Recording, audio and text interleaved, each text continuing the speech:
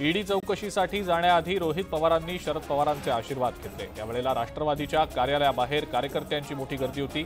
यावेळेला सुप्रिया सुळे, शरद पवार राष्ट्रवादी कार्यालयात हजर होते। रोहित पवारांची चौकशी होईपर्यंत शरद पवार राष्ट्रवादी कार्यालयात थांबणार आहेत।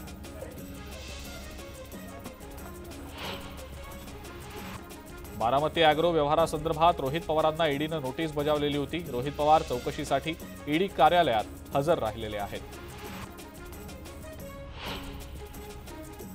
रोहित पवारांची चौकशी होईपर्यंत सुप्रिया सुळे सुद्धा ईडी कार्यालयाबाहेरच थांबणार आहेत। सत्यमेव जयते असं म्हणत आव्हानांवर मात करत सत्याच्या मार्गावर चालू अशी प्रतिक्रिया सुप्रिया सुळेंनी दिली आहे। चुकीच्या व्यक्तीवर ईडीचा प्रयोग केला जातोय। मी कोणत्याही दबावाला बळी पडणार नाही। मी लढत राहणार। ईडीला संपूर्ण सहकार्य करणार अशी प्रतिक्रिया रोहित पवारांनी दिलेली आहे।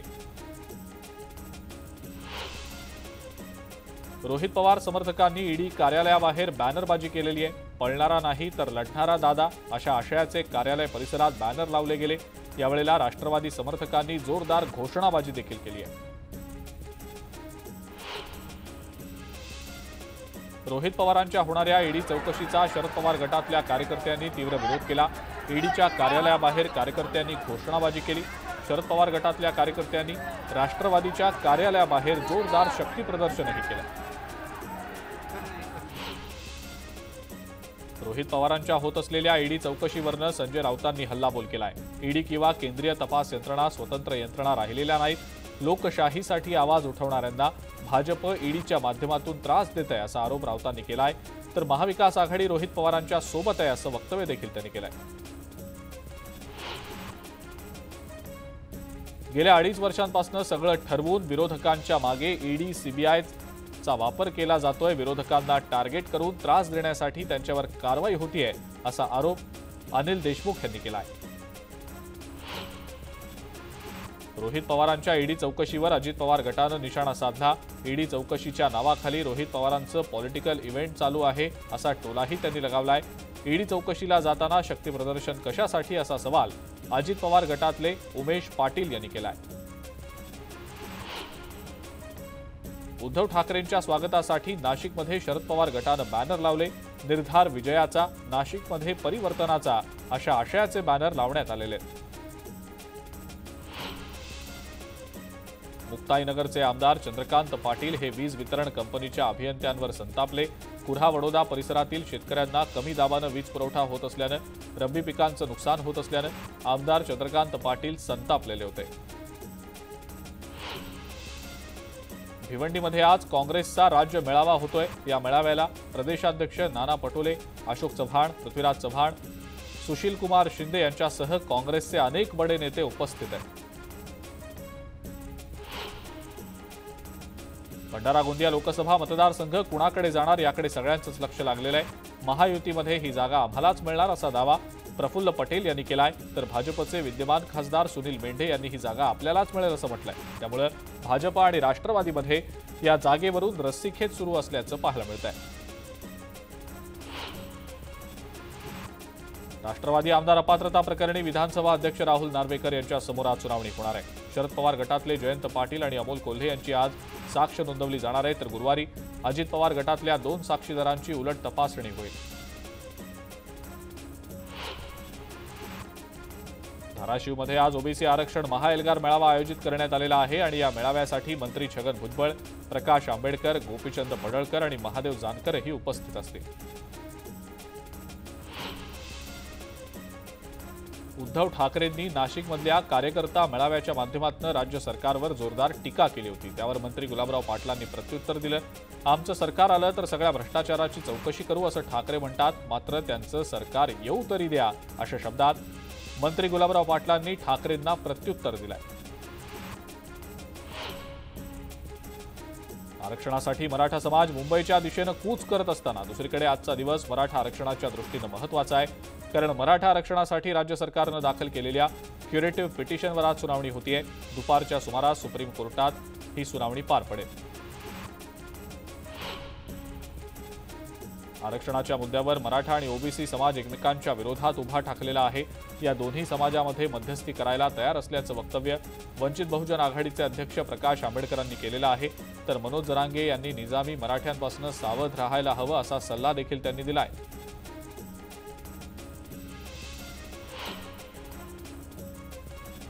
जरांगेंनी आंदोलनासाठी मुंबईकडे कूच केलेलं आहे। यावेळेला त्यांना पाठिंबा दर्शवण्यासाठी बारामतीमधनं मराठा क्रांती मोर्चा मुंबईकडे रवाना झालेला आहे। जवळपास 1,500 गाड्यांचा ताफा घेऊन मराठा समाज मुंबईकडे आता रवाना झालाय।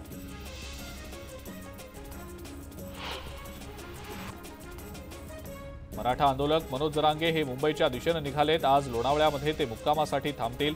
लोणावळ्यात जरांगेंची जाहीर सभा देखील होतीये। सभेच्या पार्श्वभूमीवर पुणे ग्रामीण पोलीस दल सज्ज आहे। लोणावळा उपविभागीय पोलीस अधिकारी आणि अप्पर पोलीस अधीक्षकांनी सभास्थळाची पाहणी देखील केलेली आहे। मराठा समाजाला आरक्षण मिळावं यासाठी अंतरवाली सराटी इथनं निघालेला मराठा मोर्चा मावळमध्ये आज आलेला आहे। त्यासाठी मावळ तहसील तसंच प्रशासकीय यंत्रणा सज्ज झालेली आहे। आमदार सुनील शेळके यांनी मराठा समाजाशी चर्चा करून सभेची पूर्ण माहिती देखील घेतली आहे।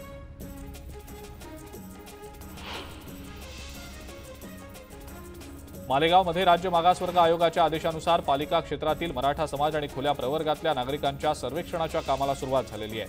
1380 कर्मचारी जवळपास 1,40,000 घरांचं सर्वेक्षण करतील।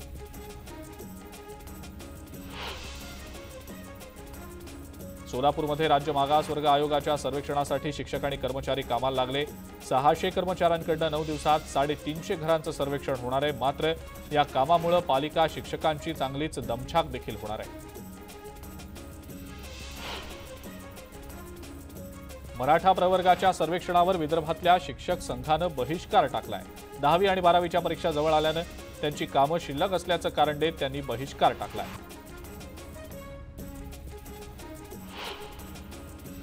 धाराशिवमध्ये मराठा आरक्षणासाठीच्या मागासवर्ग आयोगाच्या सर्वेक्षणाला सुरुवात झालेली आहे। धाराशिवचे जिल्हाधिकारी डॉक्टर सचिन ओंबासे यांनी स्वतः सर्वेक्षण पथकासोबत नागरिकांच्या घरी जाऊन सर्वेक्षण केलं।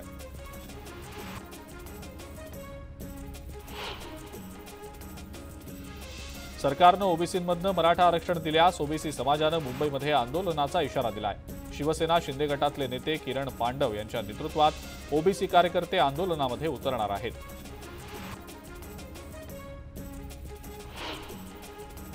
घाटी रुग्णालयातल्या परिचारिकांनी डिसेंबर महिन्याचं वेतन न मिळाल्यानं आजपासून काम बंद आंदोलनाचा इशारा दिलेला आहे। घाटी रुग्णालयातल्या 700 परिचारिका आक्रमक झाल्या।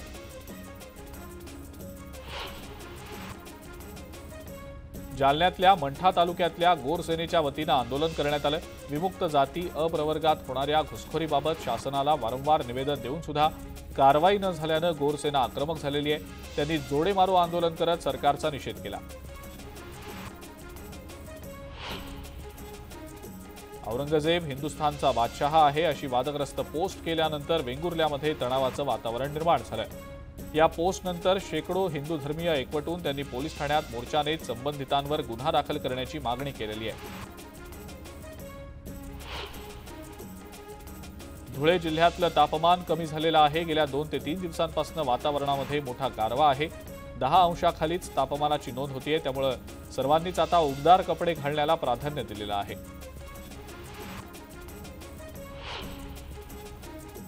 गोंदियातील शेतकरी संतप्त झालेत। रात्रीच्या वेळेला कृषी पंपांना वीज पुरवठा केल्यानं शेतकऱ्यांना मनस्ताप सहन करावा लागतोय आणि याच्याच विरोधात शेतकऱ्यांनी टायर जाळत सरकारला 4 दिवसांचा वेळ दिलेला आहे। उपाय न निघाल्यास उपोषणाचा इशारा देखील दिलाय। हिंगोलीतल्या औंढा नागनाथमधील रहिवासी प्रशांत शास्त्री जोशी अयोध्येहून परतल्यानंतर त्यांचं जंगी स्वागत करण्यात आलं। अयोध्येत श्रीराम मूर्तीची प्राणप्रतिष्ठा करणाऱ्या पहिल्या 7 गुरुजींमध्ये प्रशांत जोशी यांचा समावेश होता।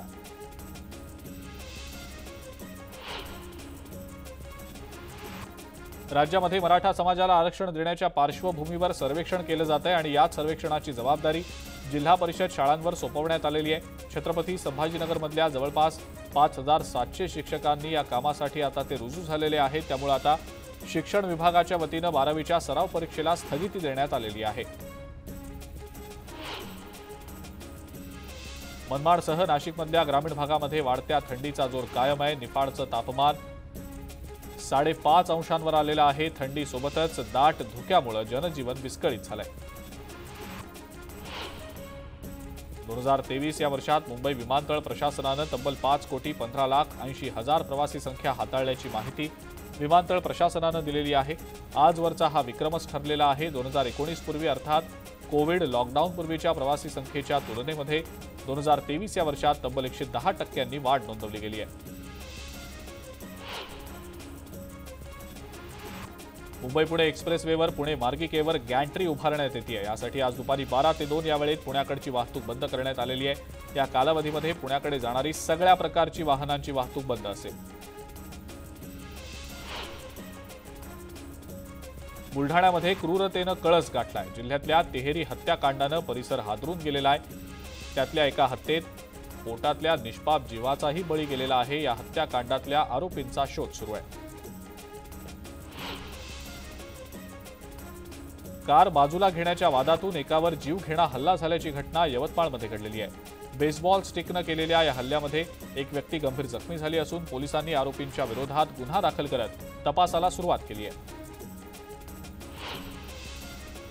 अकोल्यातल्या माना इथं एका व्यक्तीनं घरात शिरून विवाहित महिलेची हत्या केली आणि स्वतःला सुद्धा जखमी करून घेतल्याची घटना घडलेली आहे। यात महिलेचा मृत्यू झालाय तर आरोपी जखमी झालाय। आरोपीला पोलिसांनी रुग्णालयात दाखल केलंय। अहमदनगर कल्याण महामार्गावर ऊस वाहतूक करणारा ट्रक, बस आणि एका गाडीचा भीषण अपघात झालाय। मध्यरात्री झालेल्या या अपघातामध्ये 6 जणांचा जागीच मृत्यू झालाय। धाराशिव जिल्ह्यातल्या नळदुर्ग परिसरातनं अपहरण करण्यात आलेल्या तरुणाची 8 तासात सुटका झालेली आहे। 4 लाखांच्या खंडणीची मागणी करत हे अपहरण करण्यात आलेलं होतं। पत्नीच्या तक्रारीनंतर पोलिसांनी वेगानं तपासाची चक्र फिरवत 4 आरोपींना अटक केली आहे। मुंबईतील गुन्हेगारीचा आलेख घसरल्याचं दिसतंय। 2023 मध्ये मुंबई पोलिसांची दिलासादायक कामगिरी पाहायला मिळतेय। 2022च्या तुलनेत 45,869 इतकी गुन्हेगारांची संख्या घटलेली आहे। नांदेडमधल्या पोलीस पाटील भरती प्रक्रियेमध्ये गैरव्यवहार झाल्याचा आरोप करण्यात आलेला आहे। या भरती प्रक्रियेची चौकशी व्हावी अशी मागणी जिल्ह्याभरातनं केली जाते।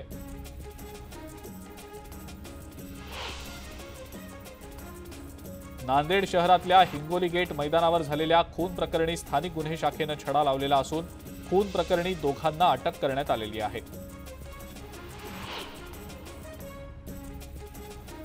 गरीब रुग्णांना चांगले उपचार मिळावे त्यासाठी धर्मादाय रुग्णालयात विशिष्ट प्रमाणात बेड्स आरक्षित असतात। मात्र काही रुग्णालये त्याचं पालन करत नाहीत।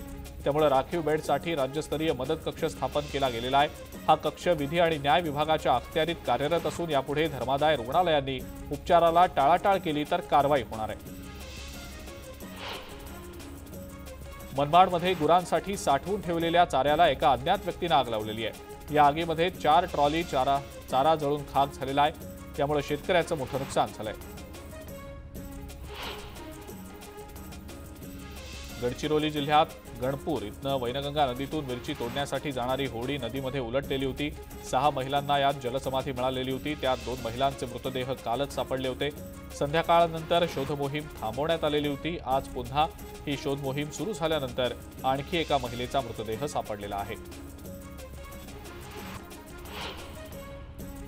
उद्धव ठाकरेंचा नाशिकमधला दौरा आटपून परतणाऱ्या शिवसैनिकांच्या गाडीचा अपघात झालाय। या गाडीमध्ये रामकृष्ण तांडेल, उत्तम पिंपळे आणि सुनील धानवा हे जखमी झालेत। जखमी शिवसैनिकांवर सध्या उपचार सुरू आहेत। साताऱ्यात घरगुती सिलेंडरमधील गॅस कारमध्ये भरताना स्फोट झाला। यावेळेला कार जळून खाक झालेली आहे। कारच्या बाजूला असलेली दुसरी गाडी सुद्धा आगीमध्ये जळालेली आहे। भुसावळ शहरातल्या मध्यवर्ती भागातनं वाहणाऱ्या बलबल काशी नाल्याला डम्पिंग ग्राउंडचं स्वरूप प्राप्त झालंय। मोठ्या प्रमाणावर पसरलेल्या दुर्गंधीमुळे परिसरातले नागरिक त्रस्त झालेत। तक्रार करून सुद्धा प्रशासन दुर्लक्ष करत असल्याचा स्थानिक आरोप करतायत। अमरावतीमध्ये शंकरपटाचं भव्य आयोजन करण्यात आलं। कोर्टानं बंदी उठवल्यानंतर पुन्हा शंकरपट भरायला सुरुवात झाल्यानं नागरिकांमध्ये आता उत्साहाचं वातावरण आहे। जळगावात 24 जानेवारी ते 28 जानेवारीपर्यंत धारातीर्थ गडकोट मोहीम राबवली जाणार आहे। संभाजी भिडे यांच्या माध्यमातून दरवर्षी या गडकोट मोहिमेचं आयोजन केलं जात असतं।